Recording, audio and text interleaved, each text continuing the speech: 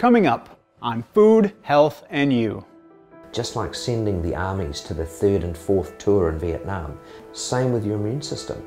You keep sending it out to a 5th and 6th tour of duty, it's gonna go nuts. Our own immune system recognizes a part of our body as though it was the foreign invader. The fatigue is ridiculous. Your legs feel like they each are 300 pounds. I got sick at 23 and my world became very much like this. So we need to go back to what Hippocrates said, let food be thy medicine and medicine be thy food.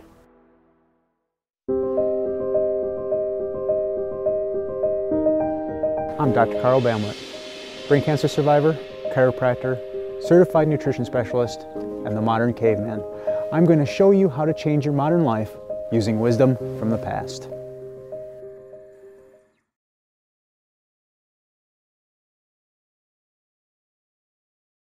So I think the thing to think about autoimmunity is that firstly, it's not actually a normal daily thing. It's when the body's normal immune system goes into overdrive and malfunction. It's the body eventually tipping over, its fail-safe mechanisms fail, and it begins to recognize itself as the enemy. Your body has an immune system meant to fight dangerous foreign entities like viruses and bacteria. But sometimes someone's immune system goes rogue and attacks its own body. This is autoimmunity, a gigantic umbrella under which a wide spectrum of autoimmune diseases fall. In fact, there are over 80 types of autoimmune diseases. Some autoimmune diseases, like type 1 diabetes, target only one organ. Other autoimmune diseases, like multiple sclerosis, attack a combination of organs. And then there are autoimmune diseases like lupus, which can attack the entire body. There are so many varied types of autoimmune conditions, and for pretty much all of them, genetics plays a major role. When we are diagnosed with an autoimmune disease, it usually means there must be some family history of that disease. However, our environment can also play a major role in triggering the disease to activate. So in this episode, we will take a close look at all of the environmental triggers that surround us. We'll investigate some of the most serious forms of autoimmune disease, and we'll uncover the signs and symptoms you should watch for. We'll meet pharmacist Isabella Wentz, who has learned how to manage her own autoimmune diagnosis. We'll also catch up with V, the paleo boss lady. She was diagnosed with multiple sclerosis at age 23, but has found natural and lasting ways to heal her body. We'll uncover the foods which may raise your risk for an autoimmune diagnosis, and we'll discover some wonderful, healthy foods which are safe for you to consume. We may not be able to control which of these diseases are inherent in our DNA, but we can stop negative external forces from hurting our bodies. What are the risk factors for autoimmune diseases? Can we avoid them?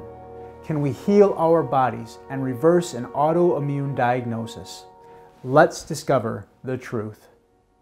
So an autoimmune condition is when our own immune system recognizes a part of our body as though it was the foreign invader, like a bacteria or a virus, and then the immune system begins to launch an attack against this part of our body and starts breaking it down and destroying it. Autoimmunity is based on what the biochemists call molecular mimicry. The immune system looks at these things as if it were a really powerful microscope. It sees this little cluster of chemicals and it says, yeah, this is bad stuff, I'm going to attack that. And it just happens that the joint capsule or the thyroid membrane or whatever has a very similar collection of chemicals. Boom, it attacks that as well. Molecular mimicry, so it thinks part of the body looks like what it's trying to get rid of. So you start attacking your own tissues. That's what autoimmunity is about. Just like sending the armies to the 3rd and 4th tour in Vietnam, they used to go a little bit mental at that time. Same with your immune system. You keep sending it out to a 5th and 6th tour of duty, it's gonna go nuts. And that's where these autoimmune diseases are coming. And suddenly it's recognizing things that before it might have accepted. Now it's like, actually, I don't like you anymore, I'm going to be allergic to you or intolerant to you. And those inflammation hormones that are being produced to try and deal with that situation are then spreading throughout the body. Because there are so many types of autoimmune diseases, just simply being properly diagnosed is a difficult task for your doctor. There is no singular subspecialty of medicine dedicated to treating autoimmune conditions. Therefore, treating an autoimmune disease can be a very complicated and frustrating ordeal. I don't think most people understand which diseases are autoimmune and which diseases are not. And in fact, it would be fair to say that in most diseases, you can actually recognize an autoimmune function. Interestingly enough, even high cholesterol and causing hyperlipidemia and atherosclerosis of veins, this now has been looked at as an autoimmune disease of the lining of the blood vessel.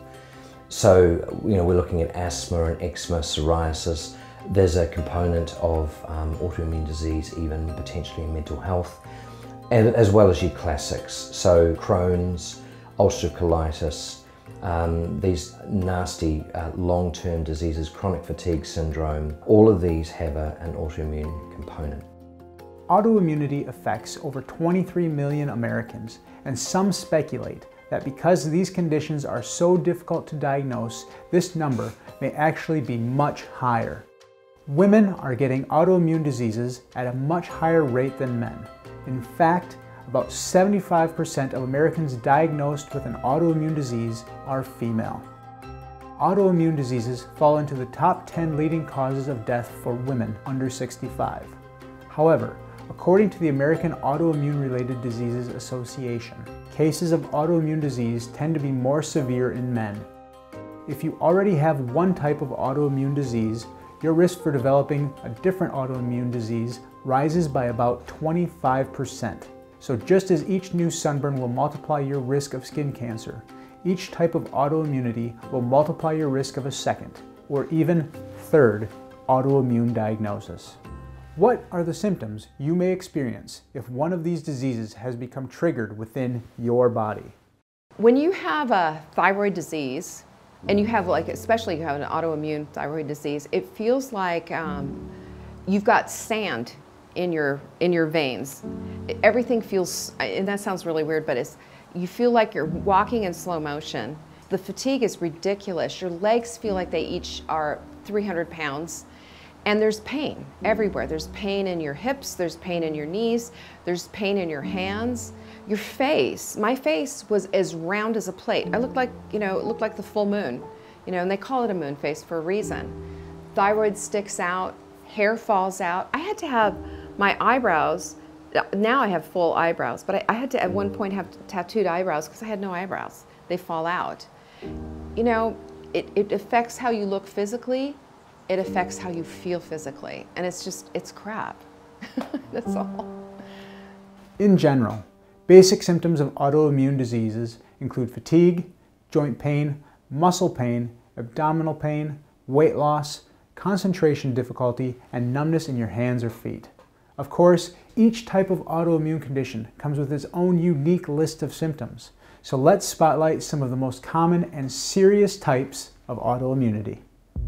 Let's start with Graves' disease. This autoimmune condition affects the thyroid gland. The thyroid is a gland in your neck which produces various important hormones, and when you are affected by Graves' disease, your thyroid begins to overproduce these hormones. Symptoms of Graves include increased heart rate, heat intolerance, weight loss, and exophthalmos, or bulging of the eyes. Lupus, or systemic lupus erythematosus, is estimated to affect about 1.5 million Americans.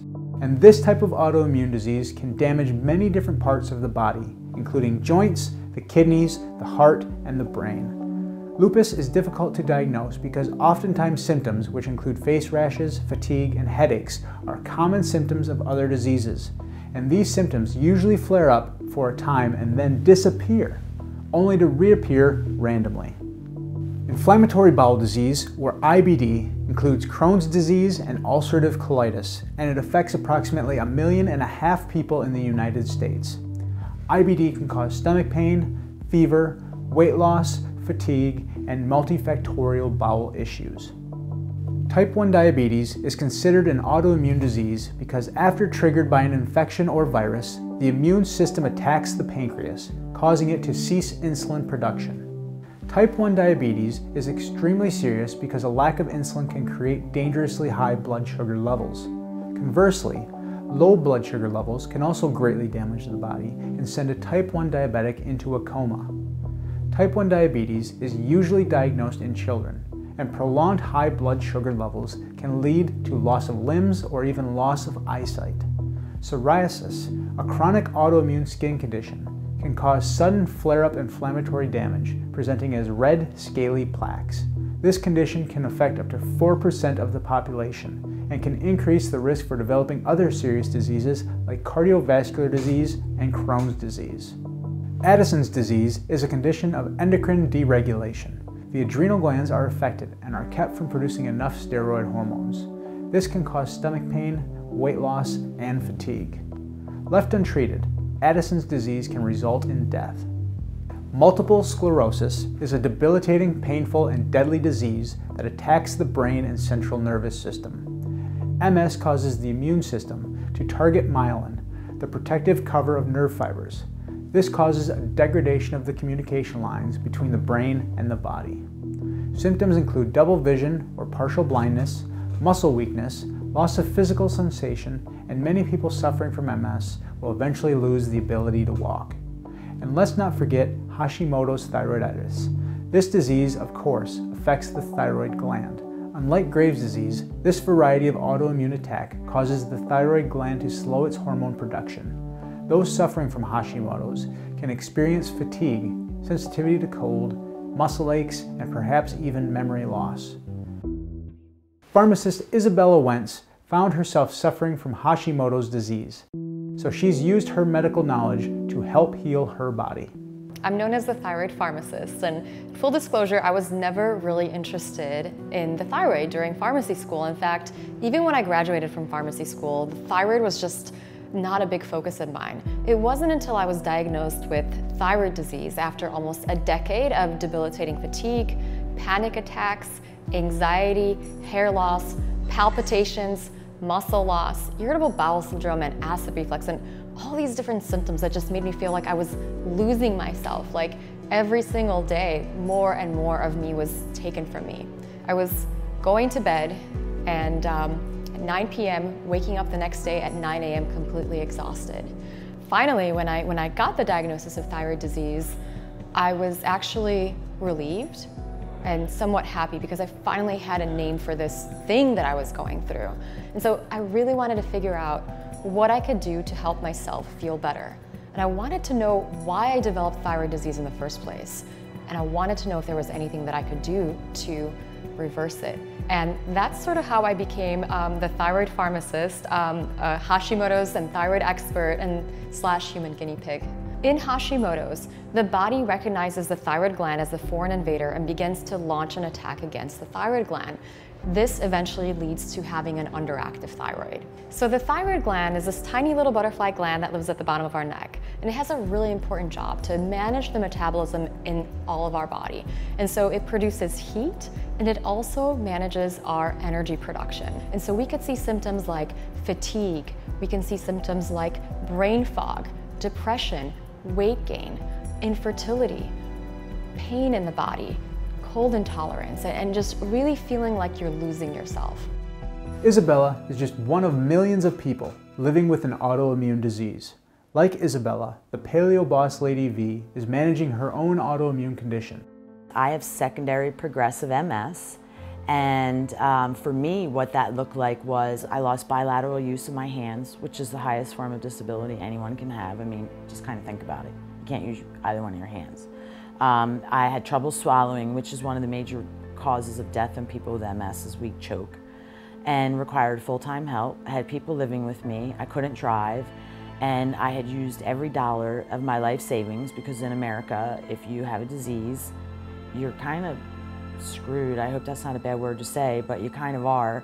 88% of us with MS are bankrupt just because we have a disease. Like, that's our only crime. We go bankrupt in America. So I was facing being either homeless, institutionalized, or, I mean, to be honest, I was prepared to take my own life. We'll catch up with V later to hear her keys to successfully healing and maintaining her body's optimal health. And we'll also check out a wonderful and healthy smoothie recipe that is a perfect snack replacement if you are worried about autoimmunity. But first, we should uncover the underlying causes of autoimmune diseases. So when it comes to risk factors for developing autoimmune disease, considering there are so many different types of autoimmunity, that would mean there must be many variables for the risk factors. But in general, the main risk factors for autoimmune diseases include your genetics, your gender, and your ethnicity. Yes, it's estimated that about 1/3 of the risk for developing an autoimmune condition is linked directly to your family history. For example, about 1/3 of those suffering from Graves' disease have a close relative who also has Graves' or Hashimoto's disease. As previously mentioned, your sex also plays a major role in determining your fate when it comes to autoimmune disease. Unfortunately for the female population, it's estimated autoimmunity hits women 3 times more often than men. And certain autoimmune diseases, like lupus, are up to 9 times more likely to affect women than men. So simply being born with 2 X chromosomes greatly increases your chances of developing an autoimmune condition. Even your ethnicity can determine your risk. For example, lupus has a higher prevalence amongst African Americans, Latinos, and Asians than it does in Caucasians, but Caucasians have a greater risk for developing type 1 diabetes and multiple sclerosis. These factors, of course, are beyond our control, and yet there are still multiple environmental risk factors for developing an autoimmune disease. And this is what we want to focus on. What variables are within our own grasp? The components to treatment are 360-degree focus. So we're not just looking at the disease itself and asking why it started, but we need to identify all of the fuel within the autoimmune fire. So we need to look at our diet, we need to look at our lifestyle, we need to look at how we manage our stress, we need to look at our family history. Maybe there are several disease states going on that are contributing to this disease. We need to look at obviously the role of viral and bacterial load. We need to look at gut health. We need to look at our body systems. What's our adrenal glands doing? What is our pancreas doing? What is our hypothalamus and our other glandular controlling systems doing? What is the role of medication that we're using now for other things that may be contributing to autoimmune? Environmental autoimmunity causes include stress levels, toxin intake, infection cases, gluten consumption, and leaky gut syndrome. So leaky gut, also known as intestinal permeability, is a condition in which the gut is not properly sealed, and so we have these contents in the gut that can actually get into our bloodstream. These could be bacteria, viruses, food particles, and once they're in our bloodstream and not contained within our gut, they can actually cause a lot of inflammation in the body. This inflammation can actually be a part of the autoimmune cascade. In fact, researchers have recently described that every case of autoimmune condition has this leaky gut or intestinal permeability component. The health of your thyroid is highly dependent on the health of your gut. In every case of thyroid disease, we're also going to see gut issues. Interestingly, thyroid cells as well as gut cells have the same fetal origin. Whatever you do to make your gut healthier is also going to make your thyroid healthier. So with leaky gut, the really big issue there is that through stress, through antibiotics, also through having the wrong bacteria in your system.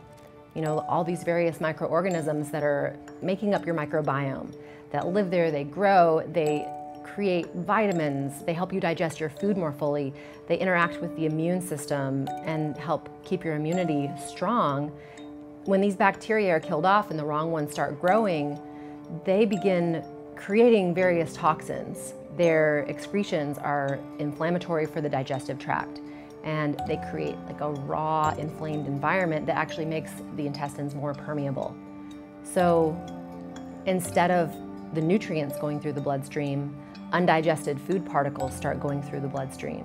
And for some people, when they have leaky gut, their symptoms might look like having to go to the bathroom, it might look like bloating, it might have that kind of digestive category of reaction. But for other people, these toxins going into their bloodstream means that they're getting an immune response. They're getting stimulation to their central nervous system. So they're seeing brain fog, they're seeing like agitation, moodiness, maybe even anxiety and depression. The digestive system, the gut, is not just your body. It's this entire ecosystem. I actually think of it as a rainforest. When people have taken antibiotics, when they're super stressed out, and eating processed foods and not getting the right nutrients, then what ends up happening is you kind of slash and burn that rainforest. And you end up with, I call it the concrete jungle.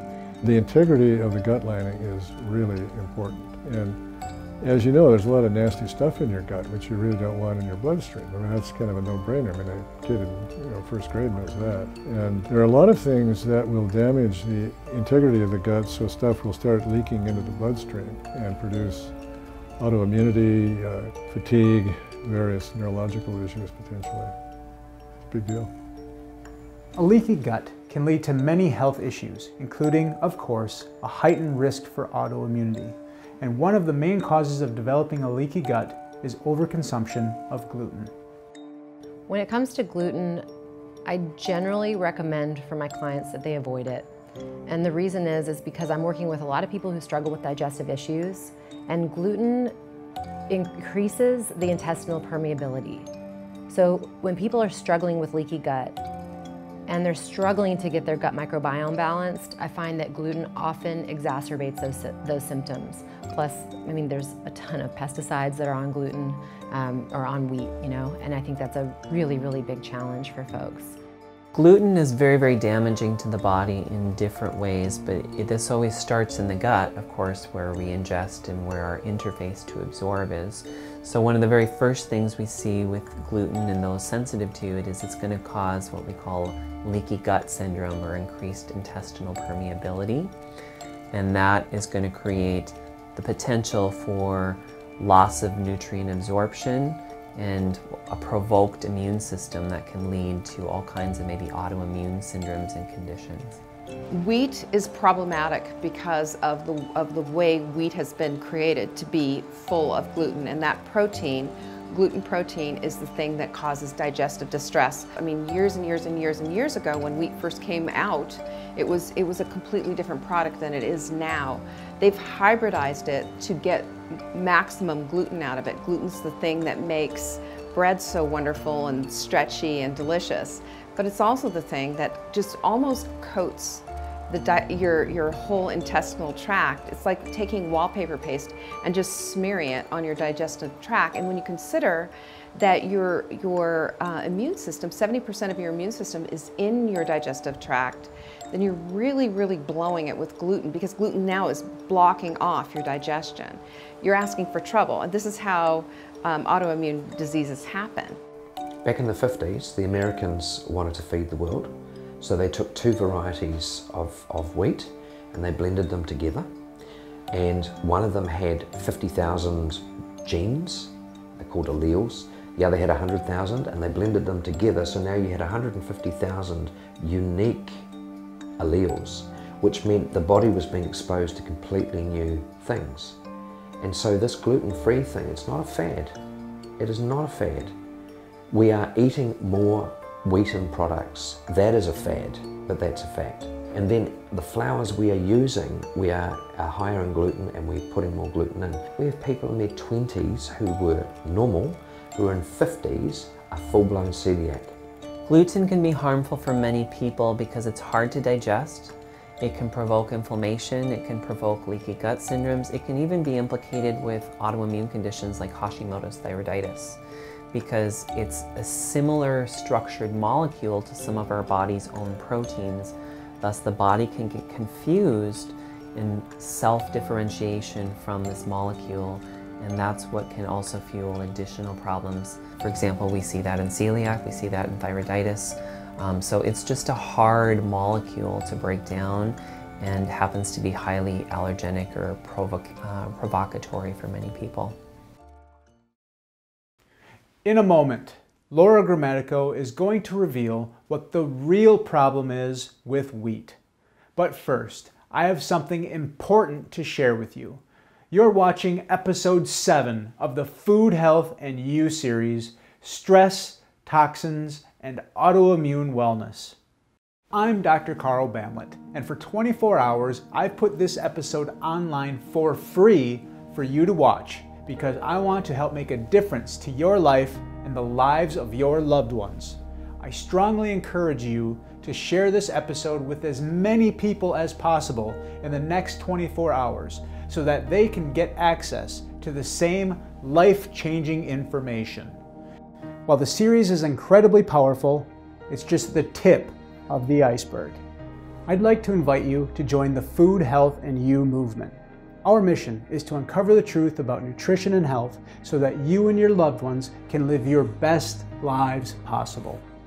After watching this episode, I recommend that you check out the link below where you'll be taken to a page where you can join us by ordering the entire Food, Health, and You Complete Implementation System.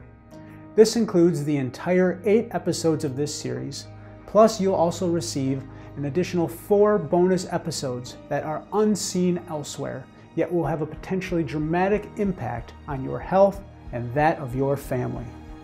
As an owner of the Food, Health, and You Complete Implementation System, you'll also receive from us comprehensive recipe books, transformational roadmaps, and of course those amazing bonus episodes, which are only available to members.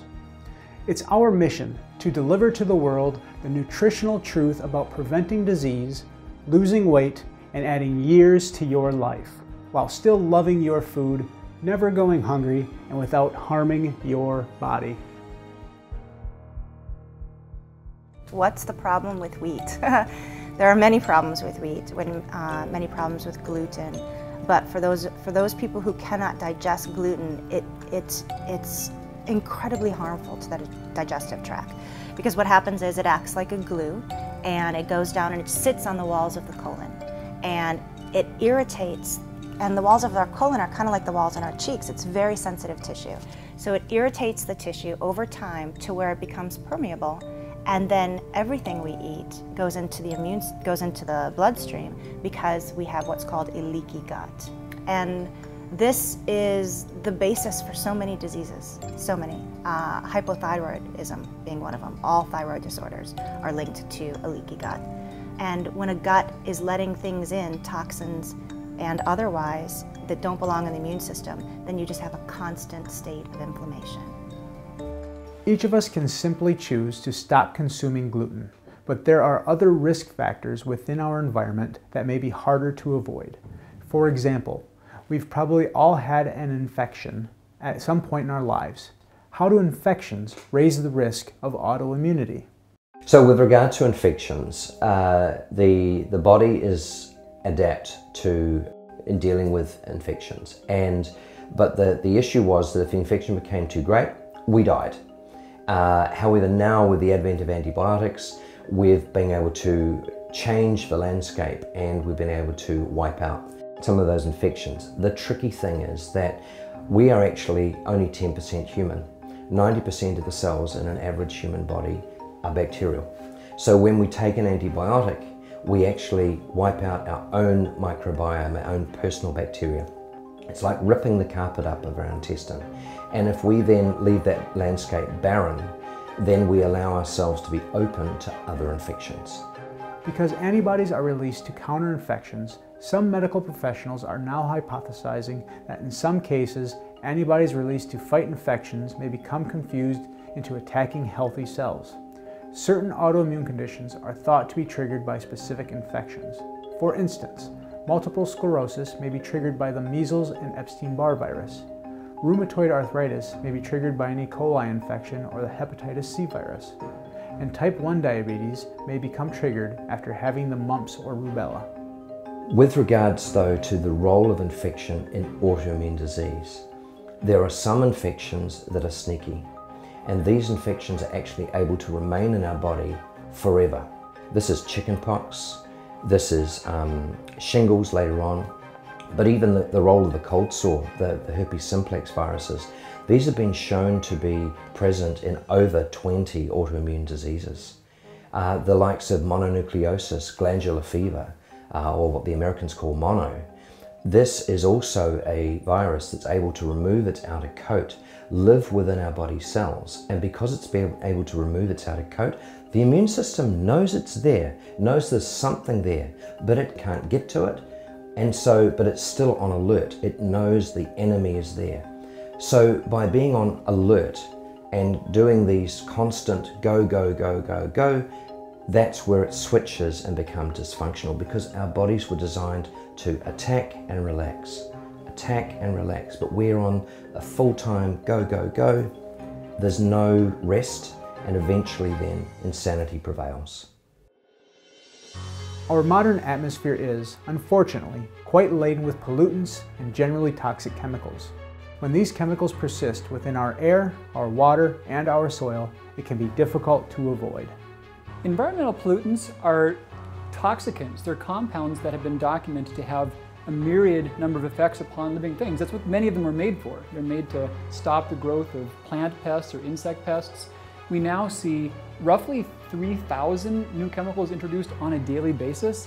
We have less than 0.5% of those that have had any longitudinal studies. And we have no studies whatsoever on how they work in combination.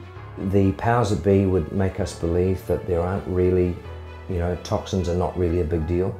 And we're faced with thousands of toxins every day. Generally, there has to be proven harm for these things to be tested to begin with. And the proof has to come from the manufacturer. Who's going to prove that their own product is unsafe? And of the few numbers that have been tested, they've only been tested in singularity.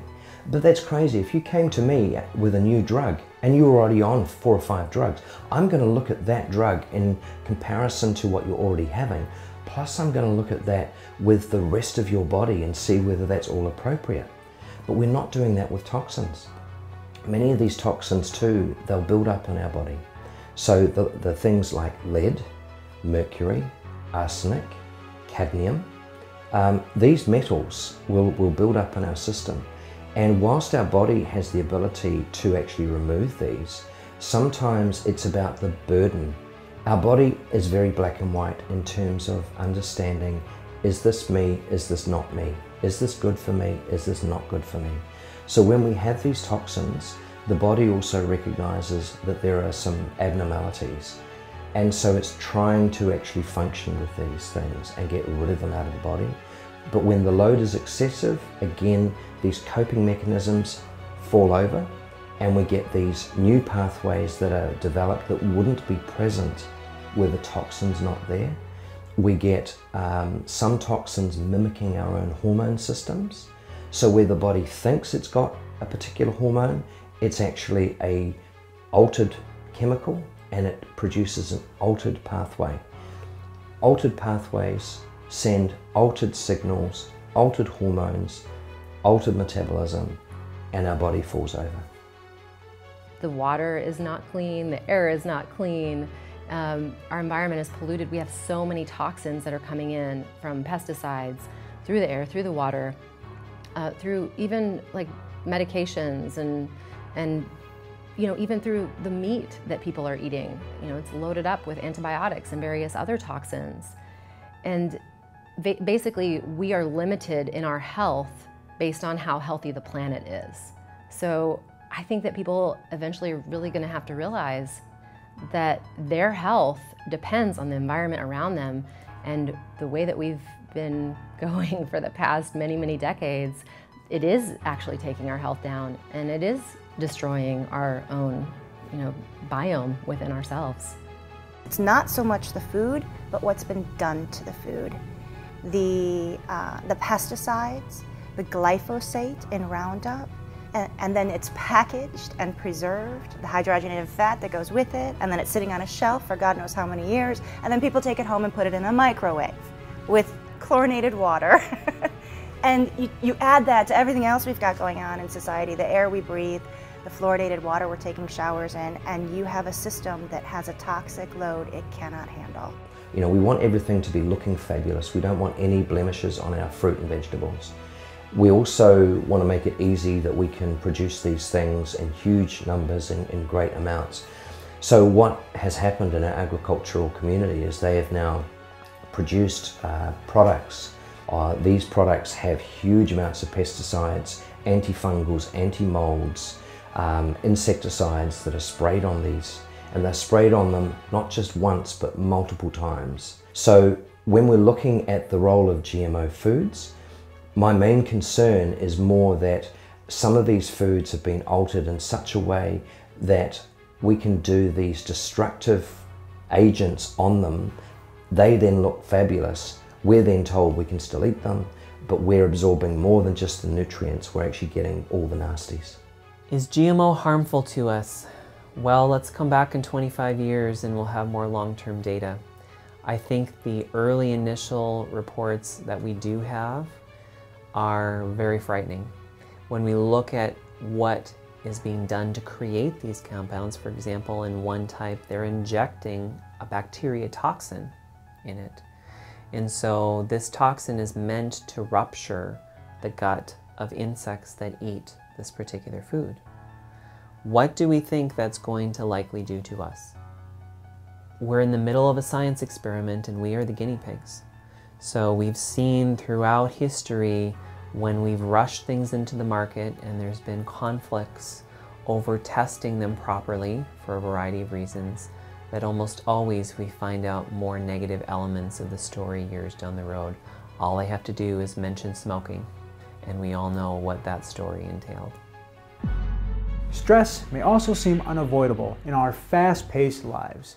We all face a certain amount of daily stressors, but how can that affect our chances of developing an autoimmune condition? Stress is basically the stimulation of a huge amount of chemicals to spill into your bloodstream. And it tells your heart to beat faster, it tells your blood vessels to constrict. It changes your physiology in that moment.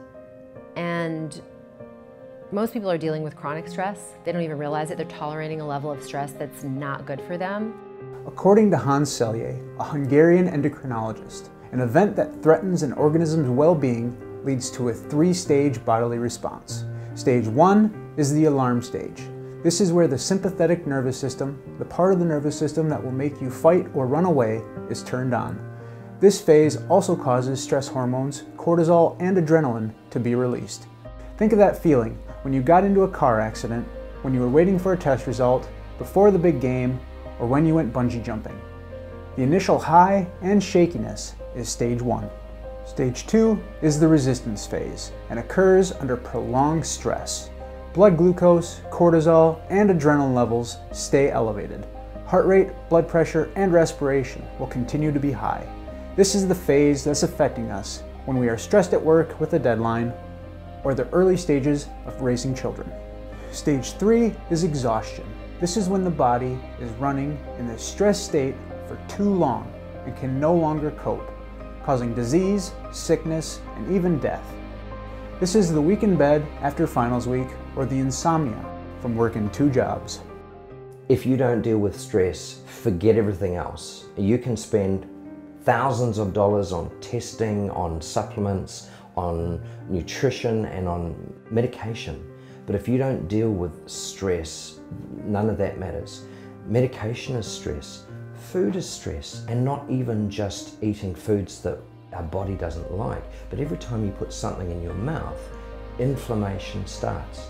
Eating and consumption of food is an inflammatory process. But again, it's normally inflame and relax. So that's why we don't want to be eating 24/7. When we're having a highly processed diet, our bodies are not functioning normally. A lot of these foods end up causing a physical stress response. So when we're stressed, we crave these high energy foods, primarily because we need to feed our adrenal glands. And if our adrenal gland function is strong, we may not crave those foods quite as much, but usually people have been under stress for a long time, and that's a sign of adrenal gland dysfunction or insufficiency. And so we're craving things that will give us more energy to get through the day, but it's a false energy in the end. So what I really like to focus on with people who have adrenal stress is looking at the fundamentals of caring for the adrenals. So we're going to be focusing on the ABCs, and that's going to be adding adrenal adaptogens, blood sugar balancing, as well as B vitamins, as well as vitamin C. And a lot of times we find that when we address these 3 things, in addition to de-stressing, getting some rest, reducing inflammatory foods, people feel significantly better. Our modern lives are full of stressors, both good and bad, and so our goal really shouldn't be getting rid of all stress, but it should be getting rid of excess stress and stressors that don't provide any benefit to us. So with leaky gut, gluten consumption, a previous infection, toxins in our environment, and yes, even excessive stress can all lead to inflammation. And inflammation can lead to autoimmunity. No one knows this better than V, the paleo boss lady. She's suffered from multiple sclerosis since her early 20s. From a young age, I just never was healthy. And then finally at the age of 23, I had a hepatitis vaccine because of my job, and my body completely blew up. I was diagnosed, first told I had an inoperable brain tumor, went on to have MS, and my journey with MS took me to secondary progressive MS, which is the most disabling form. My life was driven by fear. I lived in fear. I mean, that's all I can tell you is that I lived in fear but acted like I was Rocky Balboa. You know, like I was, you know, that strong, but I was scared to death every single day. I was scared to death, and I wasn't afraid to end my life over it. I got sick at 23, and that whole time to my 50s, my world became very much like this. My options, my choices became very small, and now, like, I'm gonna drive all over the United States all by myself with my dog. And I drive in LA traffic, and I'm excited by it. Because no one from MS gets to do that, and somehow I get to do this. So that's what it is that I just get to do almost whatever I want now, and I couldn't for most of my life. That's what makes me cry, is that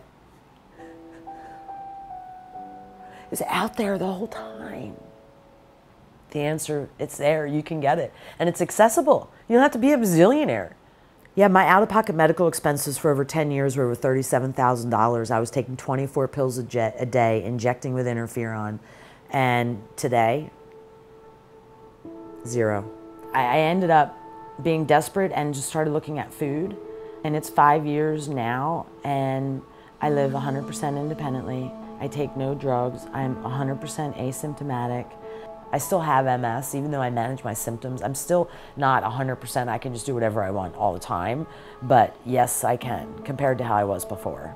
For me, food is my medicine. The kitchen is where it all happens for me. And having a disease meant I was willing to peek through every door. And I did look at food right away. And it wasn't until paleo, and then for me, yes, paleo helped a lot. It definitely did.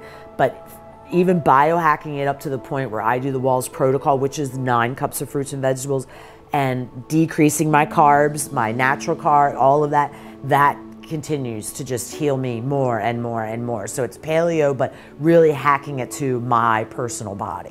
What I did was I took all my family's cultural recipes that you went to your grandmother's for and your family, and me and my daughter and my family, we recreated them together so that they could be, so instead of pasta, we started making zoodles, which are zucchini noodles, and it really brought fun and kind of sexy back in the kitchen because you're finding different ways to create foods that you love. So we approached it not as an obstacle, and realized this was at a time when I had no use of both of my hands.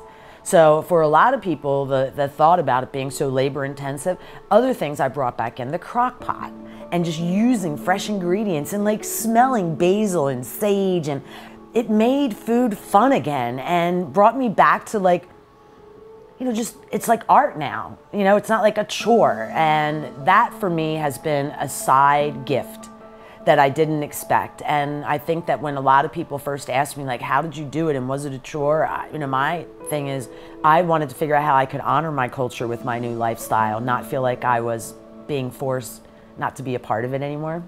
So I don't feel like I miss anything. I feel like I've helped my culture evolve. V has proven that an autoimmune diagnosis does not have to be a life sentence. We've uncovered risk factors we cannot change, but we've also highlighted risk factors within our own control. And V has shown us that lessening these risk factors through proper diet, exercise, and a general desire for wellness can lead to positive and lasting results in the fight against autoimmunity. When it comes to medicines typically prescribed for autoimmune diseases, they tend to only treat the immediate symptoms while avoiding the root causes. In terms of the medications that are being used for this, if you're looking at what a doctor would prescribe, primarily they're wanting to use medicines that tell the immune system to be quiet, to give the commanding officers of the troops that ceasefire. The trouble with that is that that isn't actually recognizing the cause of the disease, it's recognizing the symptoms of the disease, and it's suppressing those symptoms. And the issue becomes, do we treat just the symptoms, or are we actually go into peace talks and start to, how do we solve the issue at the beginning? And I think that's where there's a disconnect with medicine today. We're focused on the how and we forget about the why. As a pharmacist, I was really excited to take thyroid hormones, but fortunately, while they did help, they didn't help that much. So instead of sleeping for 12 hours, I slept for 11, right? That was an improvement, I'll take that. But I still continued to have irritable bowel syndrome. I still had acid reflux. The panic attacks did not go away. I was part of the pre-FDA test group for the first disease-modifying drug for MS. So I let them inject me, you know, da-da-da-da. So my body was so bruised. Injecting from that, it cost me an average of $2,250 a month for 19 years. It's over $500,000, okay? I went to the doctor and said, okay, game over, I'm not doing this anymore. They made me sign a legal document. All they cared about was I had to sign a legal document stating that it was ill-advised, that they couldn't tell me what was going to happen to me. And then the drug manufacturer called me the next day, recorded the conversation, and had me say on a recording that the doctor did not advise me to do this and that they could not guarantee what was going to happen because there was no identified person who had been on the medication for as long as I had who had just ceased without a wean. And then I said, well, can I talk to you about the problems I've had with the medication? And they were not willing to hear about that. So the pharmaceutical companies, they didn't care about me. So we need to go back to what Hippocrates said. Let food be thy medicine, and medicine be thy food. The doctors take the Hippocratic oath, but thanks to the pharmaceutical industry, we've actually put that in the bottom drawer and forgotten about it. If you are suffering from symptoms described in this episode, please consult your physician. You may be asked to try an elimination diet, during which you'd remove any typical inflammatory foods from your meals and snacks. But this is a process you can try on your own before booking a doctor's appointment. You may find that by cutting out inflammatory foods like grains, excess sugars, and trans fats, your symptoms will subside.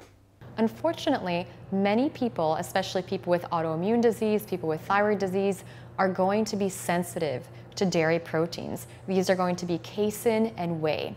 We oftentimes will see with people with Hashimoto's and thyroid disease that about 80% of them feel significantly better on a dairy-free diet. We see symptoms like acid reflux, irritable bowel syndrome, chronic skin condition, hives, eczema, all of these things can actually go away on a dairy-free diet.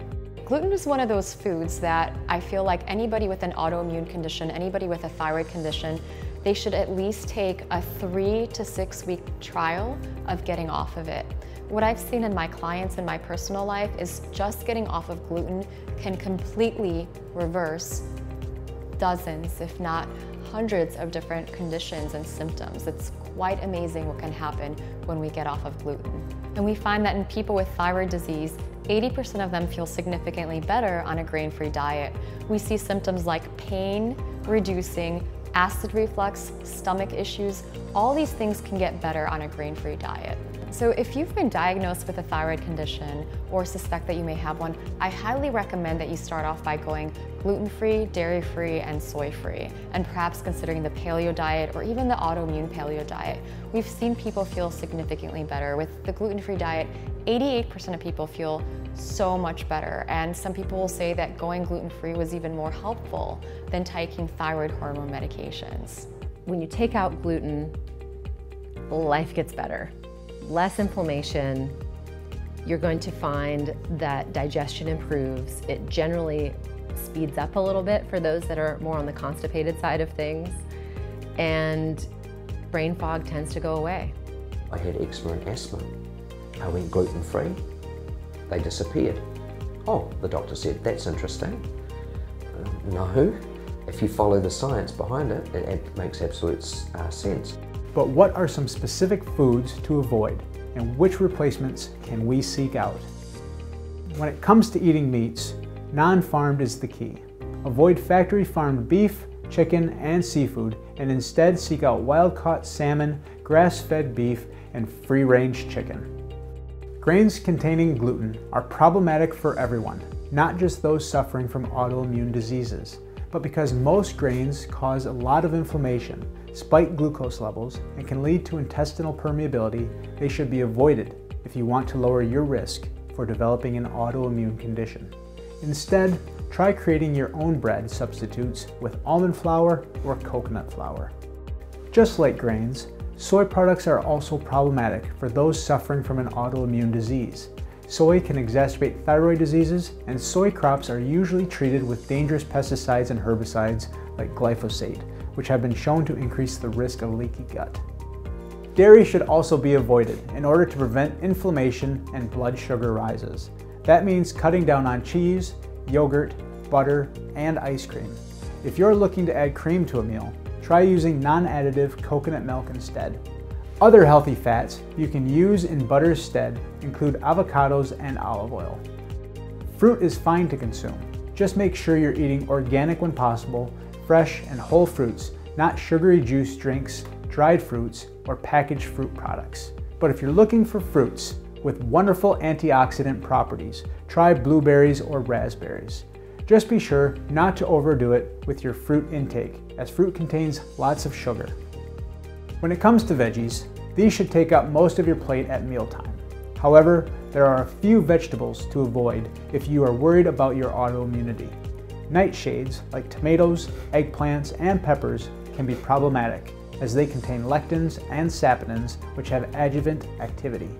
An adjuvant is a chemical which can stimulate an excessive immune response, which would have an adverse effect for those with an autoimmune condition. Additionally, certain veggie spices like cayenne and paprika should be lessened as well. Instead, go for most any other type of vegetable: cauliflower, asparagus, carrots, sweet potato, cucumber, broccoli. The sky is the limit, and make sure to get a large amount of leafy greens into your diet every day. If you are concerned about an autoimmune diagnosis, you might also want to avoid most nuts and seeds. Because many types of nuts and seeds contain a high amount of omega-6 fatty acids, they can interfere with gut health. However, flax seeds, chia seeds, and walnuts are high in omega-3 fatty acids and can help your body manage inflammation. But be sure to lessen your intake of other foods high in omega-6 oils, like vegetable oils and excessive amounts of animal fat. Of course, when it comes to autoimmune disease, like many other diseases, you'll want to avoid any foods with additives or preservatives, and any alcoholic beverages as well. Many people have found success in treating their autoimmune disease by subscribing to the Autoimmune Protocol, or AIP. AIP is a specialized version of the paleo diet. It may be worth investigating the specifics of AIP if you suffer from an autoimmune condition. But in general, I believe that if you reduce your intake of inflammatory, processed foods and consume a high percentage of non-nightshade vegetables, you will be in a great position to improve your health. So number one, you have to bring in foods that the bacteria love. Foods that they eat, that they can thrive on, and foods that they're able to digest effortlessly without leaving a lot of excess byproducts. Less grains, more vegetables, very, very simple. And when you're looking at your plate, just look at your plate and be like, okay, 80% of this should be vegetables and 20% can be meat or grains. There's a lot of emotion that's attached with food. And when I learned that I was borderline celiac, gluten intolerant, couldn't go near almost every single grain, I thought, oh my God, what am I gonna do without pasta, bread? What am I gonna do without these foods? And so it really inspired me to take what was good for me, accept it as my own, and realize that it's a gift, and make it wonderful. Not just food is thy medicine, let food be thy medicine and let it taste good. This is accessible. It is accessible. And if even people that are like, well, I don't have money to do this or do that, there's hacks for all of it. I got answers for all of it, you know? But healthcare isn't accessible, traditional healthcare, for anyone in any country. We're not the only country, America, where it's screwed up. It's messed up everywhere. Maybe some systems better than the other, but there aren't many that are teaching the power of food to heal. Coming up, we're going to create a simple and delicious smoothie snack, perfect for anyone worried about an autoimmune condition. Let's start our smoothie with 4 cups of kale, 2 cups of spinach, and 2 cups of water. Blend until fully combined. Add 1 to 2 more cups of water, depending on your desired thickness. Next, add 1 whole banana and 14 ice cubes. Now let's add 1 cup of ground linseed, the juice of 1 lemon, 1 teaspoon of ginger, and 1 peeled and cored pineapple. Continue blending. Packed full of healthy anti-inflammatory nutrients, this autoimmune fighting smoothie is like a meal on the go. For anyone managing an autoimmune condition, exercise is very important. Physical activity boosts energy levels to combat fatigue. It lessens stress and depression, and exercise can reduce inflammation throughout the body. But too much exercise can actually increase inflammation. So consider some moderate, low-impact physical activity you can do a few times per week. In today's 8-minute workout, we'll be focusing on leg exercises for strength and toning. We'll be working the quads, hamstrings, glutes, and calves. Our legs contain some of the largest muscles in the body, and while walking around is great, our muscles adapt to it. So training the muscles with the exercises below will greatly improve their strength. Remember to do as many reps as you can in 2 minutes. Squats. Squats targets the lower part of the body, including quads, hamstrings, hips, and glutes, while also strengthening your core and back. Squats are great exercises for most people. Calf raises. This exercise is great for isolating the calf muscle for strength and toning. Lunges.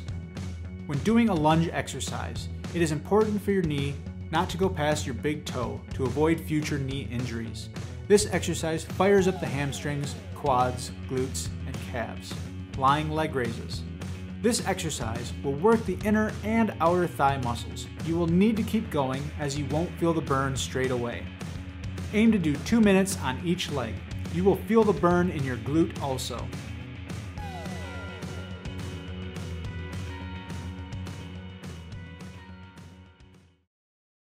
If you think you may be experiencing some type of autoimmune disease, don't panic. The first thing to do, of course, is to see a doctor who may refer you to a specialist. But remember, conventional medicine may only take you so far. Prescription drugs are usually only able to address the symptoms of an autoimmune disease, not the underlying causes. And certain drugs taken over long periods of time can create dangerous side effects. The plan should be for you to find lasting results through natural solutions. So please see your doctor, but also prepare to alter your lifestyle. Cut out as many processed foods and sugars as possible. Avoid toxins on your food and in your environment. Clear your body of stress and any infections, and maintain your immune system's health through proper diet and regular exercise. The great news is that if we attack 1 or 2 things, invariably we may find that the quietening down over here may actually impact on the inflammation and the fire over here. So when we look at 1 or 2 things to begin with, we can actually impact on other body systems without necessarily having to spray our attack on all fronts at the same time. Our body is one unit, it's not separate departments, and somehow healthcare has departmentalized this when it's all connected. So when you start looking at your body as a connection of body, mind, and spirit, when you approach your body that way, that's where the magic happens. That's where the real healing begins, because each one is supporting and building on the other, and it creates this perfect storm of just, like nirvana, your body. I have goosebumps because I love nothing more than, like this morning, I'm drinking my smoothie and I'm like, do you know how much good stuff is in this? Like, go body. Like, my mitochondria is so happy right now. And what that does for my mind and like all of it. And I'm dancing while I'm doing it. It's just all connected. Autoimmunity is a vast topic, and the causes of these diseases are certainly complex. But the solution towards healing your body are just outside your front door. Go out and make it happen. Coming up next time on Food, Health, and You. Sugar or sugar substitutes are hidden in nearly all processed foods. Nowadays, food and marketing go hand in hand. It surprises me every day how far we're going to manufacture foods. Our brains are still going, oh, I'm eating this strawberry flavour and I'm getting this strawberry colour, but actually we're getting nothing of the nutrition that's normally associated with a strawberry. Packaged foods scream healthy messages at us. They are low-fat, sugar-free, and high in fiber. But what does this really mean? What effect do these sugars and preservatives have on our health? Hi, I'm Dr. Carl Bamlet, and I want to thank you for watching this episode. Now, it's crucial for your health and your family's health that you take action and integrate these important nutritional enhancements into your life right away. And to make this as easy as possible for you, I have created a complete implementation system that is designed to make this process faster and easier so that you can greatly improve your health and well-being and that of your family. The Food, Health, and You Complete Implementation System is your key to achieving those goals that might have seemed impossible, such as losing weight, living longer, and even preventing and reversing disease.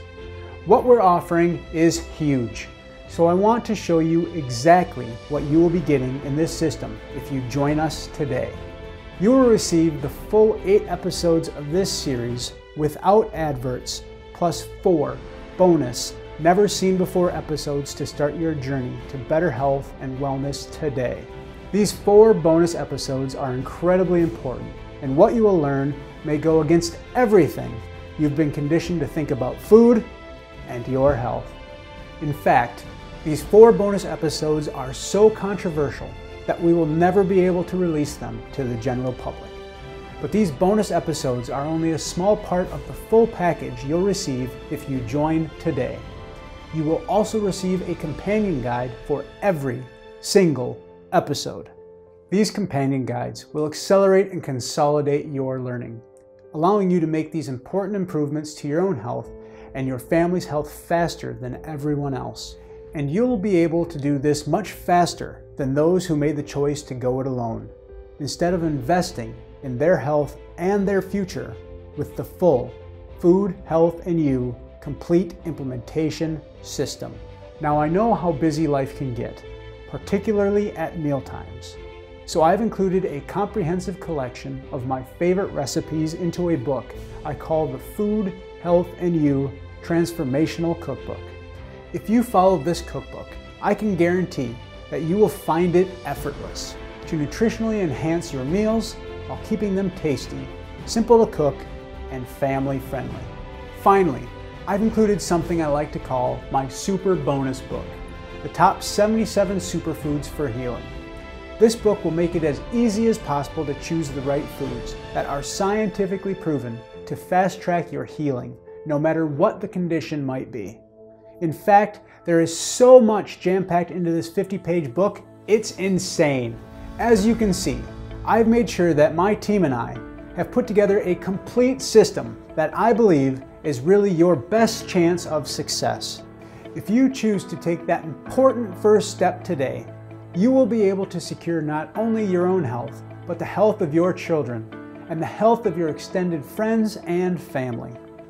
I strongly recommend you click the link below, where you'll be taken to a page where you can join me and the rapidly growing movement towards better health and wellness.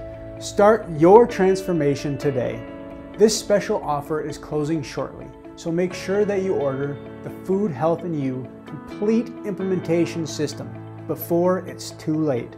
Join us in our movement towards consuming less processed foods and for better health and well-being.